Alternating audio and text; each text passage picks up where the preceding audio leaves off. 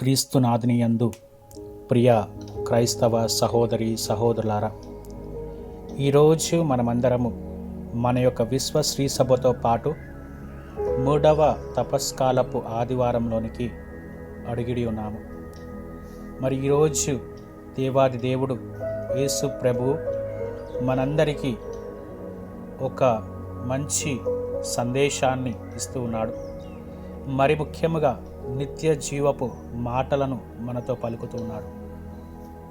ప్రియ సహోదరి సహోదరులారా, ఈరోజు సువిశేష పట్టణాన్ని మనం పరిశీలించినట్లయితే యోహాను సువార్తలో మరి ఆ యొక్క తల్లితో యేసు ప్రభువు సామాన్యమైనటువంటి నీటిని దప్పిక గురించి ఆయన ఆ యొక్క తల్లితో మాట్లాడట్లేదు, కానీ నిత్య జీవపు పలుకులను ఆమెతో మాట్లాడుతున్నాడు. అదేవిధంగా ఈరోజు మనందరికీ కూడా ఆ యొక్క నిత్య జీవపు ఆ యొక్క తల్లితో మాట్లాడినట్టు మనతో కూడా ఆ యొక్క నిత్య జీవపు మాటలను మనతో కూడా పలుకుతూ ఉన్నాడు. యేసు ప్రభు ఎవరైతే ఆ యొక్క నీటిని త్రాగుతారో ప్రతి వాడు మరలా దప్పిక కొనడు. అదేవిధంగా ఆ యొక్క నీరు ఊరడి నీడు బుగ్గవలే ఉంటుంది అని యేసు ప్రభు మనందరికీ కూడా సెలవిస్తూ ఉన్నాడు.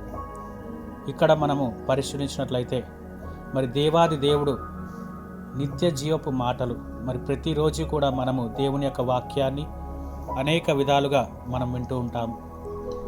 అదేవిధంగా ఉపమాన రూపాల్లో దేవుడు మనకి అనేకమైనటువంటి ఉదాహరణలు ఇస్తున్నాడు. కాబట్టి ఈ యొక్క నిత్య జీవపు మాటలు మన యొక్క జీవితాలను అనుసరించి ఎప్పుడైతే పాటించి జీవిస్తామో మరి మనందరినీ కూడా ఆ యొక్క తలని ఏ విధంగా అయితే దేవుడు దీవించాడో అదేవిధంగా మనందరినీ కూడా యేసు ప్రభువు దీవిస్తాడు. పితా పుత్ర పవిత్రాత్మ నామమున ఆమేన్.